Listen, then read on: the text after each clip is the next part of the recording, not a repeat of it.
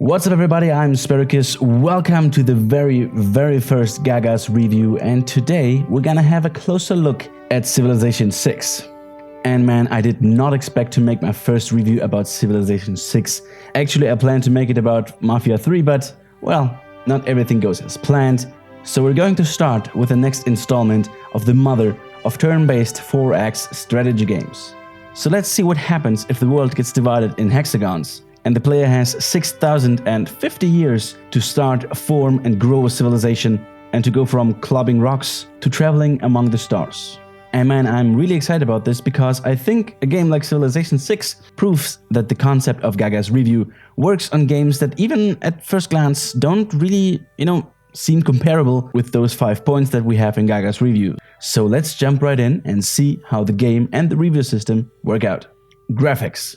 So of course this is more like a hardcore strategy game, so you don't really have to expect the best kind of graphics. And honestly, when the game was announced and the first screenshots came out, I also didn't really like the new visual style of the game. It looked to me too much cartoony, too many bright colors and stuff like that. It didn't really look good in the pictures. The first screenshots, I didn't really like them. And even, in the first minutes of the game, I wasn't really fond of it, to be honest. But there's so many things that you have to focus on while you play the game. Even at the start of the game, there's so many new things and so much stuff to see, so much stuff to do, that you don't really focus on that, on the, let's say, issues, quote unquote, with the graphics. But they're not real issues. No, after playing the game for a couple of hours, I got used to the new art style and actually kinda really got fond of the new art style. Seriously, after a couple of hours, I was wondering, how did Civilization 5 look again? And seriously, I completely put it out of my mind. So I started Civilization 5 again to play a couple of rounds there, and okay, good. Of course, there is a difference, but I couldn't really say that Civilization 5 is looking better than 6. Sure, Civ 5 looked more, realistic, but you can also see what the developers were going for. What goal the developers had with the new art style. For one, as they claim themselves, is they wanted to make the graphics clearer. They wanted you to look at the screen and to recognize exactly what is standing on what tile, what you can see there, so you can, recognize stuff a lot easier, so you have a better overview. And normally I agree with that. For the most part, you can really, distinguish what's going on what tile, and it's very easy to recognize. But there were also a couple of moments where I thought, okay, what's this? And I had to really take a very close look to what's going on. Sometimes even then, I didn't really figure out, okay, is this, for example, a pillaged tile or not? Or is it just the shadow of the hills? But seriously, the graphics are more than just fine. They do and work really great with the game. If you don't like them, it might take 1 or 2 hours for you to get accustomed to them, but at some point, I'm pretty sure you're gonna like them too. And the other big advantage for the new art style is basically the PC requirements. The minimum requirements are actually quite low, and that's, really good because not everybody has a high-end PC, and this makes this game available for a lot more people. And even how it is right now, on a high-end PC, you still have quite long loading hours. But I didn't really have any technical issues with the game. I did have 1 or 2 little glitches and pop-ups, and once a unit was not displayed on the tile that it was actually on. That was a bit weird, and on another playthrough I played on the deity difficulty, and there, for no reason, I kept declaring war on myself. But since it was the highest difficulty, I lost pretty quickly anyway because my neighbors declared war on me. But other than that, this game was almost flawless. And I'm pretty sure we can expect a couple of patches in the near future. So the 1 or 2 issues that I had, and also some changes in the graphics, are to be expected, like it was in Civilization 5. Audio. All men fear the approach of your ships, King Harold of Norway, Thunderbolt of the North.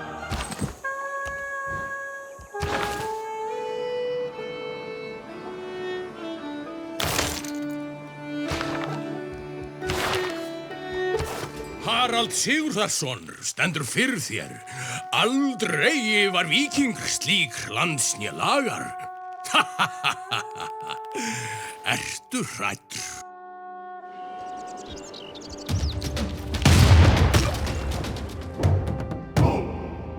Had I been, I would have given some useful hints for the better ordering of the universe.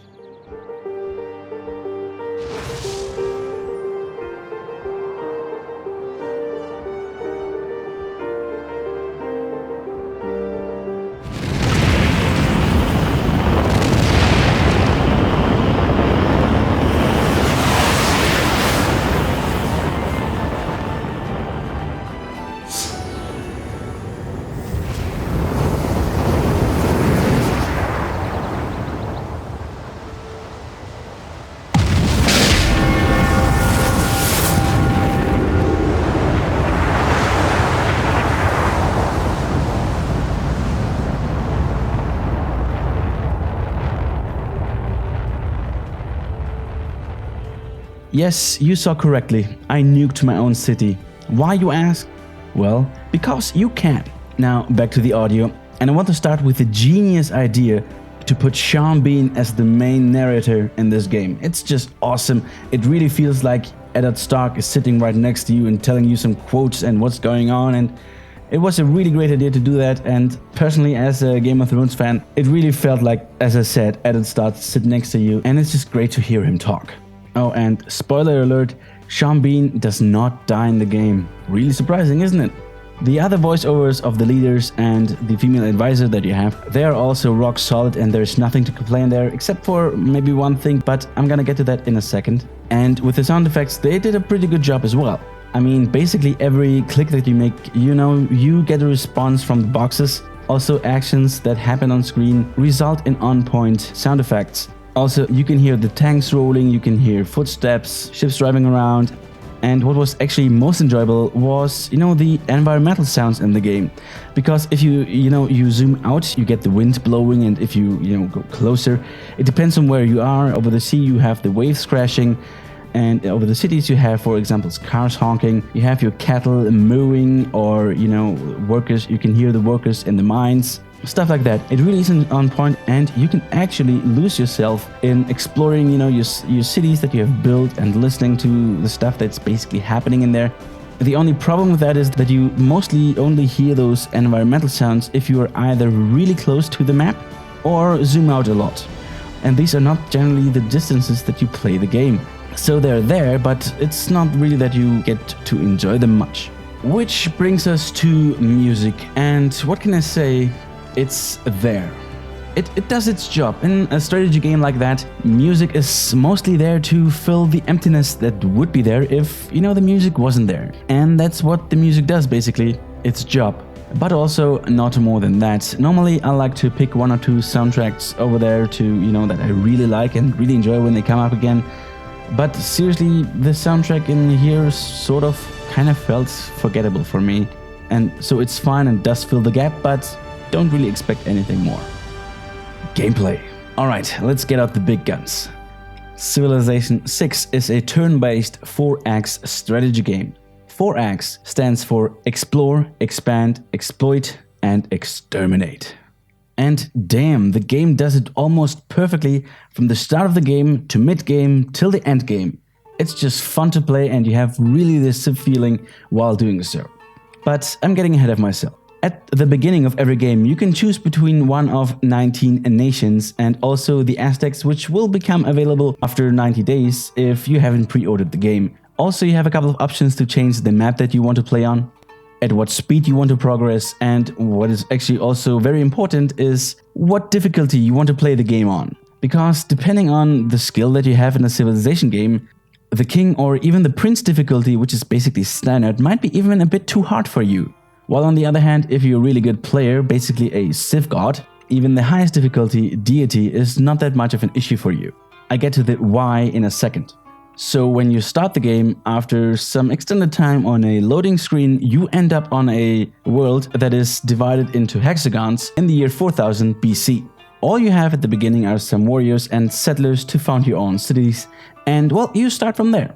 And from this starting position, you start to explore the world, meet new AI and other civilizations, but also some random villages that you can just basically say hello to, and they give you some technology or scouts or other units or just some money.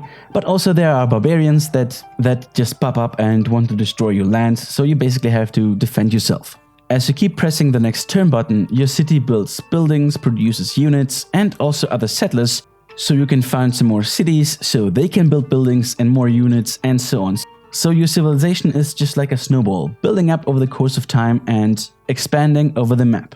And of course, not every AI likes what you're doing, so conflicts are inevitable, and at some point you have to wage war or try diplomacy to keep the peace. And in the end, you will have to try to reach one of the 4 victory conditions before one of your opponents manages to do so. Alright, so far no real changes towards Civilization 5. But that is not a bad thing at all, because Civ 5 as it stands right now is damn close to a perfect game. So it is a really good thing that the developers decided to put basically every feature from Civilization 5 and its expansions and implement them into Civ 6. But are there also any differences? Well, of course, most notably the district system. Because of that, you cannot just build every building inside your city and your surrounding areas, just, some features on the land. No, now you have to plan out your cities a lot more to maximize efficiency and also to place your wonders. Because now they have a lot more requirements, and it's not just easy to just build a wonder. No, they have to meet the requirements, and so to some extent it's less frustrating that you build a wonder for, let's say, 40 or 60 turns, and only 3 or 4 turns before you finish it, the AI manages to build it. Of course, this still happens, and it's good that it does, because this is a vital frustration moment that is important in a civilization game, but it is a bit less likely to happen because, the AI has to meet those requirements too. And they don't always do, and neither do you, so you end up less often building the same wonders at the same time. The next thing is that you cannot build roads anymore, they get built automatically if you trade with other cities. But that is also necessary because the builders now only can build up to 3 improvements and then they're gone. Well, you might not really like this new rule, but that actually makes the builder units a lot more valuable, and also the improved tiles that you gonna build. Before, you were just improving everywhere and everything, and now you have to put a little bit of more brain behind it to make the necessary improvements where they're needed. At some point, if your civilization is advanced enough, you can stack units into armies and corps, which makes them basically stronger. Speaking of advancing your civilization, there have been also a couple of changes towards the technology tree. Now, almost every technology has some requirements that, if you meet them, you will cut the needed research in half. So to optimize your research speed, you have to think ahead to what you want to do to, boost that specific technology. Also, what's new is that next to the technology tree, there's also a civic tree. That one works basically just like the technology tree, except for science points, you use your culture to advance. So this tree obviously represents how your civilization progresses culturally and socially. And with your progress here, you can unlock new government types and also civics, which are basically just like cards that you can use depending on your government. And they kind of give you some different boosts here and there, but to be honest, the whole civic tree and all those civics, in my opinion, it really needs some work on it for the next patches and also expansions, because the biggest advantage that you get from the civics tree are those civics cards, basically, and those cards don't really give you that much of an advantage, to be honest. So far, I used them only to get as much money as I can, and that's basically it. Some other changes are in the victory conditions, most notably that faith has now its own victory condition, and that there is a bigger focus on faith, because now you have, some religious wars that are apart from the normal war that you have. So you can go to war religious-wise with another civilization without actually declaring war on them. Another thing is a bigger focus on multiplayer. This time the developers put a bigger focus on it, and they developed some multiplayer scenarios and also a new game speed that is supposed to allow a multiplayer game to be completed in one session and not in multiple days, basically. But honestly, my favorite new feature next to the districts are the agendas. And well, that basically brings me to the story. This is exactly the type of game that at first glance doesn't really have a story. It doesn't have one because in this game you literally make history. I mean, seriously, in what other game can you have, for example, Gandhi nuking the Aztecs in the year 1896? In this game you literally write history for the civilization over the course of 6,000 years. But it doesn't really stop there. With the new agenda system, every civilization that you encounter, and well, basically every leader of these civilizations, has some sort of a story and a personality. For example, France likes it if you use spies a lot, while on the other hand, England likes it if they have a city on your continent. And they don't like it if they don't have a city on your continent. Now, these are the historical agendas that are fixed to every leader. But also every leader has some hidden agendas that can vary from that they like countries with a lot of gold, or with a lot of faith, or with a lot of culture, if they are at war with other nations or don't compete for the same city-states, stuff like that. And that brings me straight to amusement, because these new agendas, they work. They really work, and they work across all difficulties. Now I will get to how the AI behaves in a second, but with the new agenda system, you actually have the possibility to stay friends with 1 or 2 civilizations. Of course, not with all of them, and especially if you go in higher difficulty, the AI has some advantages, so they have a bigger army, so they think you as a potential victim, and then they're more likely to go to war with you. But even then, it is not impossible to turn them into a friend if you do what they like. But only if you do what they like. To be able to do that, there is a lot of planning involved. And it feels to me that all those new changes and features aim towards that goal that you have to plan more carefully and you have to plan more ahead. And with it, you have this classical feeling in a civilization game that you just want to play one more turn. Only one more turn. And okay, just one more. Okay, one more. Not really that much happened, so let's one more. And all of a sudden, a couple of hours later, and you're 100 turns further into the game. And it's already, the next morning and you have to go to work or to school, but you don't go because you just want to go one more turn, and then you end up, well, with another day gone, with another 500 turns gone by as well. Seriously, I heard some people who didn't like the game because it doesn't really feel like a Civ game anymore. Bullshit, it's more Civ than it ever was.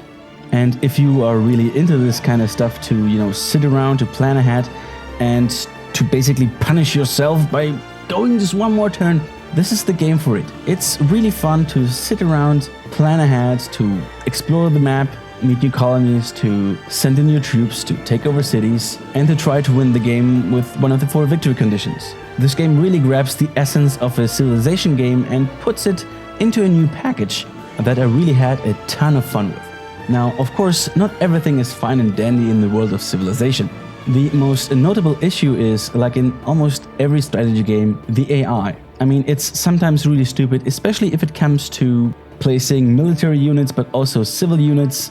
And unfortunately, it doesn't really get better if you go on a higher difficulty, because the AI doesn't get smarter, they just get more bonuses. Which leads for them to have more troops, which leads for them to think that you are an easy target, and that's why they want to go to war with you more easy, and that's why the diplomacy system doesn't really work out every time. So this is definitely something where the game needs some improvement in the near future.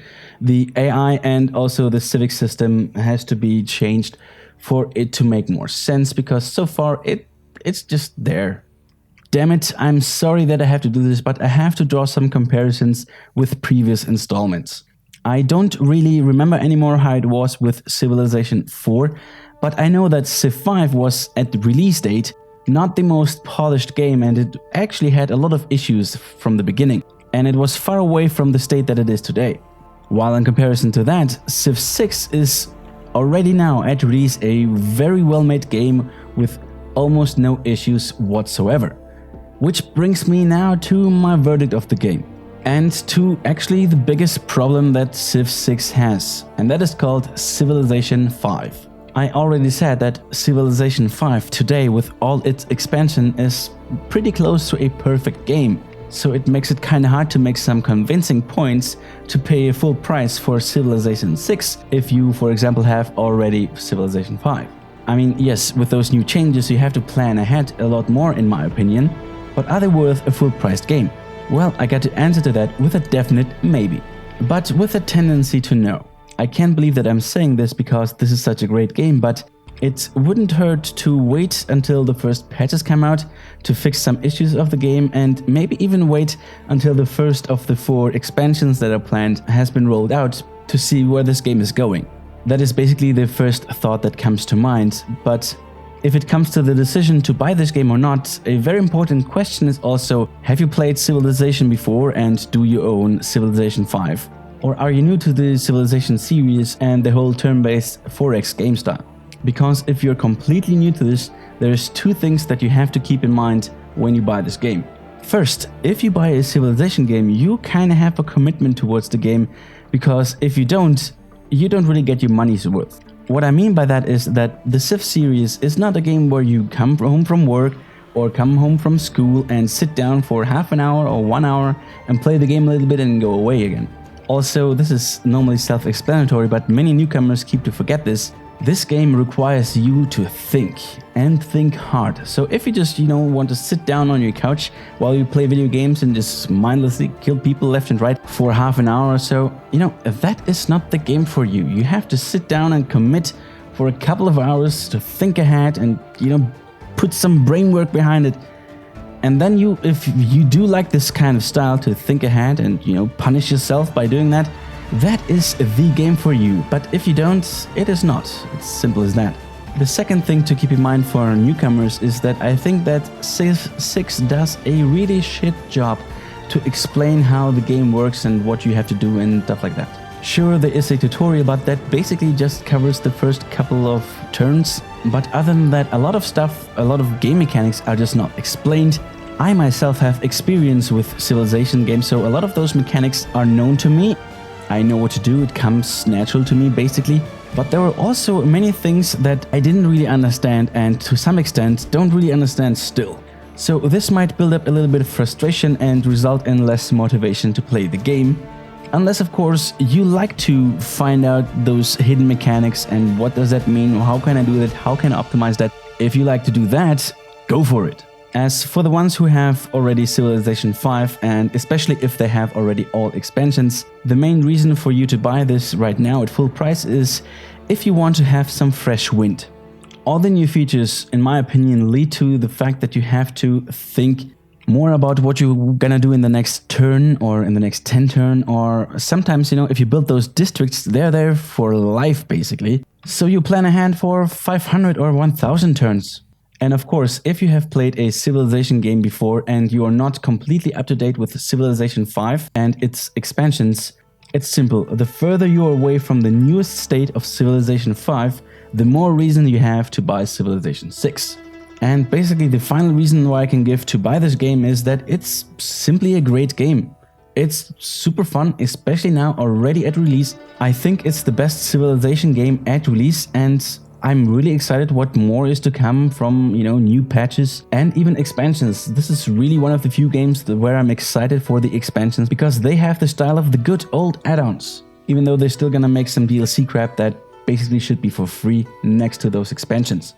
So yeah, I gave reasons why you should wait or maybe even not buy the game at all, but I don't think that if you go to Steam or to your local store right now and buy the game that you will regret this. I really doubt this because this is overall a really, really great game with some issues, especially with the AI, but I think and hope that they will fix it. Mod support is not completely implemented, but I'm pretty sure we're gonna get there very soon, and then the possibilities are basically endless. Alright, so that's it. My very first GAGAS review, and I hope you liked it as much as I did. If you did, of course, don't forget to press the like button down below. Tell me down in the comments what you think about my review. And of course, if you played the game, what do you think about the game? If you aren't subscribed to my channel yet, you should do so to stay up to date with GAGAS reviews. And of course, to truly help out this channel and to keep those reviews going is if you share this video on Facebook, Twitter, Reddit, or any other site where people ask, alright, should they buy the game? Or if you know a review to help them out with the decision if they should buy the game or not. So I hope that this review gave you some answers for this question for you. And now excuse me please, I have to play some video game for 6,000 years. Goodbye.